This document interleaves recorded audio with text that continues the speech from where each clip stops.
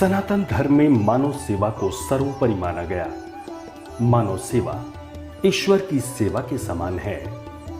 ऐसे ही निस्वार्थ भाव से समाज की सेवा में लगा है दिव्य प्रेम सेवा मिशन। दिव्य प्रेम सेवा मिशन एक आध्यात्मिक प्रेरित स्वैच्छिक सेवा संगठन है जो पिछले 25 वर्षों से मानव सशक्तिकरण और सामुदायिक पुनरुद्धार के लिए कार्यरत है। कोई जरूरतमंद हो या गरीब के लिए चिकित्सा व्यवस्था, शिक्षा स्वावलंबन हो या कौशल विकास या फिर पर्यावरण संरक्षण, इन सभी क्षेत्रों में निरंतर कल्याणकारी कार्य कर रहा है दिव्य प्रेम सेवा मिशन। इसी कड़ी में सेवा साधना के 25वें वर्ष में दिव्य प्रेम सेवा मिशन द्वारा 1 वर्षीय शिव अवतरण शिव ज्ञान से जीव सेवा यज्ञ कार्यक्रम के तहत 1.25 करोड़ पार्थिव शिवलिंग पूजन अनुष्ठान का आयोजन सेवा कुंज दिव्य प्रेम सेवा मिशन चंडीघाट हरिद्वार में किया गया है, जो 11 मार्च 2021 से आरंभ हुआ और 1 मार्च 2022 को इसका समापन होगा। मानवता के पुजारी डॉक्टर आशीष गौतम भैया द्वारा लिया गया शिव अवतरण का संकल्प अकल्पनीय है। हरिद्वार में मां गंगा के तट पर स्थित दिव्य प्रेम सेवा मिशन में 1.25 करोड़ पार्थिव शिवलिंग पूजन अनुष्ठान का भव्य आयोजन हो रहा है। यहाँ प्रातः काल की बेला में भक्तों ने श्रद्धेय आशीष भैया जी के निर्देशन में योग और ध्यान किया। इसके बाद 1.25 करोड़ पार्थिव शिवलिंग पूजन हेतु महादेव की वंदना की गई। मंत्रोच्चार के साथ 12 ज्योतिर्लिंगों और दिव्येश्वर महादेव की आराधना की गई। विधि पूर्वक रुद्राभिषेक किया गया। इसी क्रम में आरती से ठीक पहले दिव्येश्वर महादेव का भव्य श्रृंगार किया गया। श्रद्धालुओं ने भगवान शिव की आरती कर पुण्यार्जन किया। जो भी मुझे महसूस हुआ रुद्राभिषेक के बाद, कुछ कहने सुनने के लिए बचा ही नहीं, सिर्फ आनंद ही आनंद है।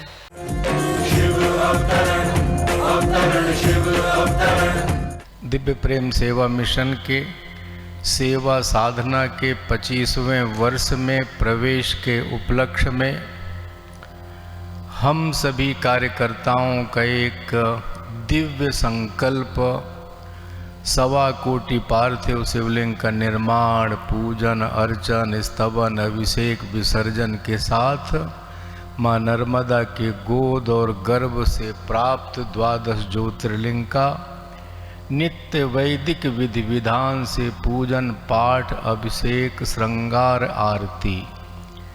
ये दिव्य अनुष्ठान 11 मार्च महाशिवरात्रि से प्रारंभ होता है और आगे 1 मार्च शिवरात्रि 2022 को पूर्ण होगा। इसके पीछे का हेतु भाव किसी व्यक्ति विशेष की आकांक्षाओं की आपूर्ति का नहीं है।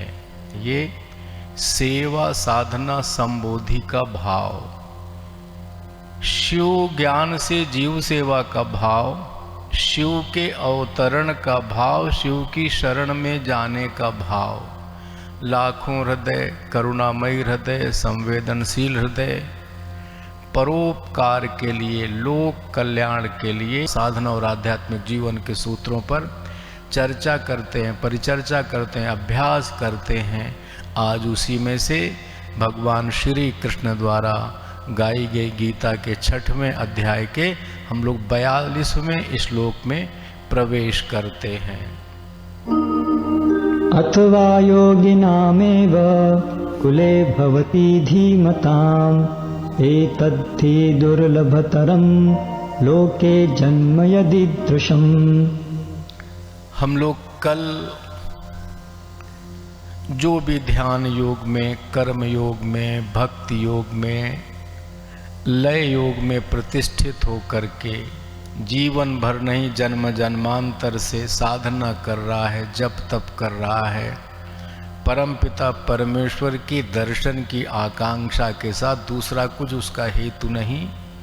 लेकिन जब अंत समय आता है, कुछ कर्म बंधन के नाते, कुछ इच्छा और वासनाएं शेष होने के नाते जब शरीर छूटता है तो हम बेहोशी में होते हैं, होश खो जाता है, इसलिए पुनर्जन्म की बात आई है। और उसमें एक भ्रष्ट योगी शब्द आया, तो भ्रष्टाचार शब्द गलत शब्द है इसमें, यानी भ्रष्ट योगी यानी जिसकी साधना पूर्ण नहीं है, बस इतना मानिएगा।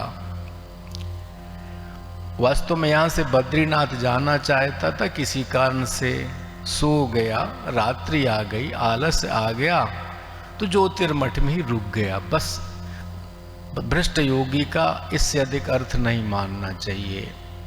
अब जिसके मन में कुछ भी आकांक्षाएं हैं, जिन्होंने योग किया है, जप तप किया है, दान किया है, यज्ञादि किए हैं, सेवाएं की हैं, कर्म योग किए हैं, शुभ जन्म जिया है और पवित्र जीवन जिए हैं, ऐसे लोग स्वर्ग में कुछ जितने काल तक का उसका सुख है, उसका जितने काल का पुण्य है, वो अपनी इच्छा से जन्म भी नहीं ले सकता हो ना, अपनी इच्छा से नीचे नहीं आ सकता हो। उसको उतने दिन का, उतने कालखंड का स्वर्ग का सुख भोग करना ही पड़ेगा। बाद में जो माने उसके जीवन में थोड़ा भी शेष बचा है, साधना का क्रम पुनः हो श्रीमंत यानी सक्षम, समर्थ, धनवान, जिनके परिवार में सात्विक और सकारात्मक वातावरण है, ऐसे परिवारों में जन्म लेता है वो, और फिर से अपनी यात्रा शुरू करता है, यानी फिर से ज्योतिर्मठ से बद्रीनाथ की यात्रा प्रारंभ करता है। ऐसे पूर्व श्लोक में भगवान श्री कृष्ण अर्जुन यानी हम सभी जीवधारियों को संदेश देते हैं, निश्चिंत करते हैं कि नहीं, आप इस जन्म में यदि पूरा नहीं हुआ, क्योंकि अर्जुन बार बार प्रश्न कर रहा है कि मैं बादल के समान छिन्न भिन्न तो नहीं हो जाऊंगा, मैं ना इस लोक करा न उस लोक करा, ऐसा तो नहीं हो सकता, इसलिए मुझे आप ऐसा आश्वासन दीजिए, मुझे ऐसा ज्ञान दी। चूंकि वो परमपिता परमेश्वर के स्वरूप के रूप में भगवान कृष्ण को स्वीकार कर चुका है, गुरु मान चुका है, सखा भाव से ऊपर उठ चुका है वो, इसलिए अपने आसपास जो भी होते हैं, विशेष व्यक्तित्व होते हैं, दिव्य महापुरुष होते हैं, उनको हम खास नहीं मानते कि तो ऐसा ही है, सामान्य है, क्योंकि वो तो हमारे जैसा खाता है, हमारे जैसा बोलता है, हमारे जैसा चलता है, हमारे जैसा व्यवहार भी करता है। हमारी गुरु परंपरा में पूज्य लाहिड़ी महाशय का लगा है चित्रेधर। अब उनकी धर्म पत्नी थी काशी मणि देवी जी। अब सामान्य पति पत्नी का व्यवहार है, 2 लड़के 2 लड़कियां हैं, और वो तो समझ ही नहीं रही उनको कौन है, क्या है, कैसे हैं वो, जैसे घर के व्यवहार होते हैं हो रहा है, अब बहस भी हो रही, ठीक है। एक दिन रात्रि में जब उठती हैं, देखती हैं कि मेरे पति बिस्तर में नहीं हैं, तो जहाँ बनारस में रहते थे मदनपुरा में, राणा महल घाट के पास, तो दूसरे कमरे में जाती हैं, देखती हैं कि मेरे पति साधना में हैं। साधना भी कैसी है कि ना कई फुट ऊपर हैं जमीन से वो। और अगली बात और महत्वपूर्ण देखती, उनके आसपास हिमालय के कई ऋषि उसी अवस्था में, उसी हवा में उनके साथ ध्यान कर रहे हैं। तब गलती का एहसास हुआ कि ये मेरा पति सामान्य व्यक्ति नहीं है, और अंत में अगले दिन उनसे क्षमा मांग करके दीक्षा ग्रहण करती हैं। माँ आनंदमयी को देखा तो नहीं, वो फोटो देखा होगा, हो सकता है आदरणीय कुंज बिहारी जी ने दर्शन किया हो, मुझे नहीं पता।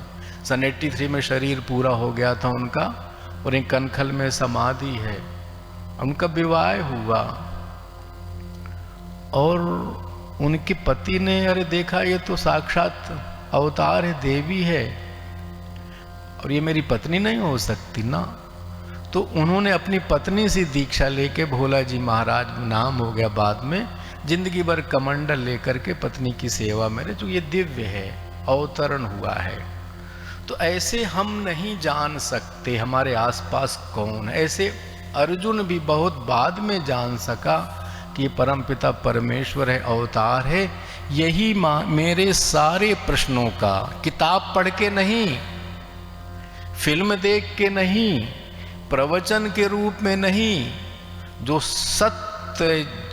खुद सत्व स्वरूप है, वही मेरे प्रश्नों का समाधान, यानी जीवधारी मात्र का समाधान वही कर सकता है। इसलिए उसको, उसके प्राप्ति का साधन ऐसा वैराग्यवान पुरुष, जिसका त्याग था, वैराग्य था, भगवत प्राप्ति के अनुसंधान में था, लेकिन यात्रा पूरी नहीं हो सकी, किसी कारण से शरीर पूरा हो गया।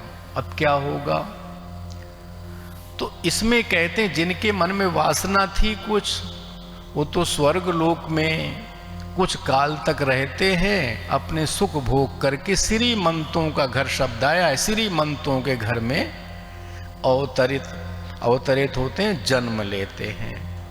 लेकिन जिनके मन में, जिनके वैराग्य है, ऐसे लोग तुरंत जन्म लेते हैं, अपनी इच्छा से जन्म लेते हैं। मुझे जो मेरा छूटा हुआ आध्यात्मिक जीवन है, साधना का जीवन है, भगवत प्राप्ति में कुछ थोड़ा सा शेष बचा है, उसको पूर्ण करने के लिए दो शब्द आया है, वैराग्य और बुद्धिमान। मैंने वैराग्य और बुद्धिमानों के घर में, और इसमें साथ में एक शब्द आ गया है विवेक। बुद्धिमान तो बहुत लोग होते हैं, सभी आतंकवादी बुद्धिमान है, कोई मूर्ख नहीं है। इंजीनियर है बड़े बड़े, ट्विन टावर में हमला करने वाले बड़े बड़े योग्य पायलट थे वो। नहीं, बुद्धि होना अलग बात है, लेकिन बुद्धि का प्रयोग कहाँ करना है। विवेक नहीं होगा तो क्या होगा? जैसे शक्ति कभी बुरी नहीं होती, शक्ति बुरी हो नहीं सकती। शक्ति तो शक्ति है, ऊर्जा है, ऊर्जा कभी बुरी होती है क्या? अब जैसे धन की शक्ति आपके पास है, धन बुरा होता है क्या? आप धन से किसी बच्चे को, गरीब बच्चे को शिक्षा में योगदान कर सकते हैं। इस समय कोरोना का महामारी देखा आपने, तो लोगों को ऑक्सीजन का सिलेंडर या उसके इलाज का आप प्रबंध कर सकते हैं, भोजन दे सकते हैं। उसी से हथियार खरीद के किसी को दे करके और किसी को मरवा भी सकते हैं। ये एनर्जी किसके हाथ में है? इसलिए शब्द प्रयोग है कि वो बुद्धिमान और विवेकशील परिवार में पैदा होता है। अभी बड़ा महत्वपूर्ण विषय है कि ऐसे लोग संपन्न नहीं होते, ध्यान रखिएगा। अब आप जरा सोच, गहराई पे जाओ, जितने भी महापुरुष पैदा हुए हैं इधर काल में देखो ना,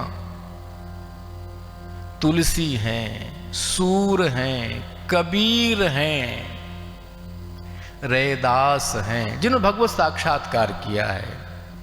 तो जिस परिवार में योग का वातावरण है, पूजा का वातावरण है, जप तप का वातावरण है, ऐसे परिवार में खोजकर जन्म लेता है। ऐसे योगी आत्मा गरीब सामान्य परिवार में, लेकिन जिस परिवार में पूजा का, जप का, तप का, पाठ का वातावरण है, उस जगह पैदा होते हैं जाकर के। लेकिन अगली बात और भगवान कृष्ण कहते हैं दुर्लभ तरम, यानी ये जन्म दुर्लभ है। लेकिन अब हमको बहुत गंभीर बात सोचनी है, क्या हमको अपने परिवार का वातावरण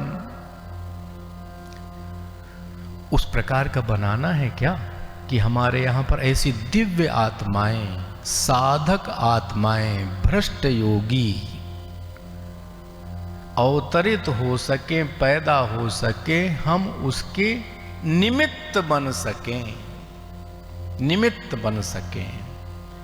यदि ऐसा मन आवाहन कर सकें, ऐसा परिवार का वातावरण, परिकर का वातावरण, अपने आसपास का वातावरण, अपने जीवन शैली भोजन खान पान अपने आसपास का ऐसा ही वातावरण क्रिएट कर दें कि ऐसी दिव्य आत्माएं ही, हवाई जहाज वहीं उतरेगा जहां हवाई पट्टी है, अर्थात ऐसी दिव्य आत्माओं का आवाहन करना चाहिए, उनको अवतरण हेतु अवसर प्रदान करना चाहिए। इसलिए भगवान श्री कृष्ण के अर्जुन के प्रति कहे गए वाक्य, उस पर ट्रस्ट किया जाए, विश्वास किया जाए, भरोसा किया जाए, उस भरोसे पर खरे उतरते हुए इस जीवन की सार्थकता को सिद्ध किया जाए। और इसलिए मैं तो कह सकता हूँ जैसे शिव अवतरण का भाव,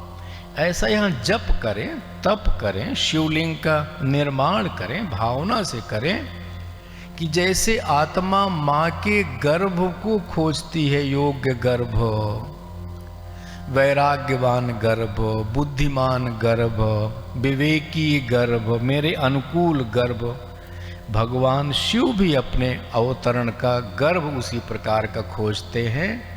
यानी आज जो भी 12 ज्योतिर्लिंग हैं भारत में, वो ज़्यादातर पार्थिव शिवलिंग हैं।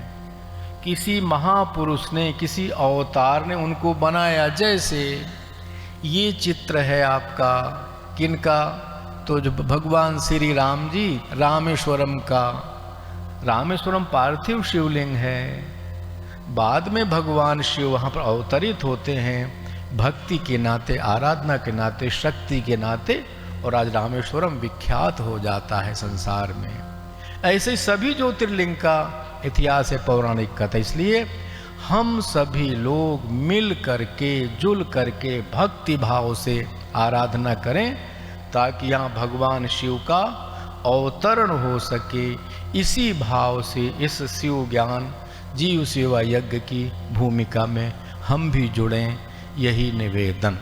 संध्या होते ही रुद्राक्ष वृक्ष के सम्मुख महादेव की मंगल आरती की गई। दिव्य प्रेम सेवा मिशन द्वारा संचालित सेवा के विविध प्रकल्प, चिकित्सालय, विद्यालय, छात्रावास, पर्यावरण संरक्षण, हरितम संवर्धन, गंगा स्वच्छता, ग्रामीण क्षेत्रों को प्रेरणा देने का प्रयास, नवयुवकों के माध्यम से सेवा कुंज परिसर गंगा भोगपुर तल्ला पौड़ी गढ़वाल से संचालित हो रहा है।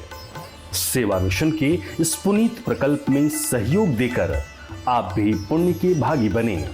संस्था का बैंक अकाउंट है दिव्य प्रेम सेवा मिशन न्यास, शाखा Haridwar, Uttarakhand.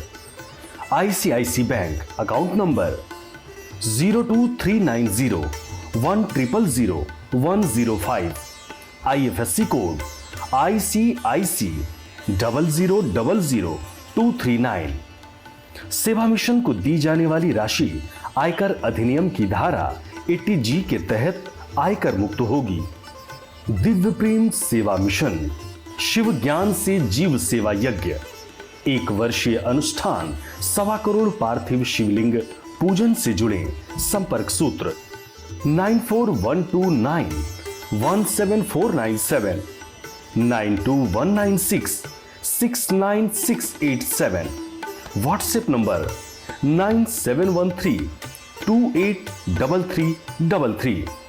Email ID contact@shiv-avtaran.org।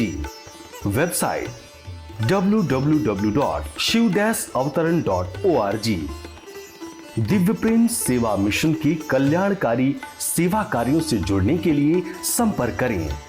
संपर्क सूत्र 9219595552 8865046734। WhatsApp number 9219595552। Email ID divyprem03@gmail.com। Website www.divyaprem.co.in।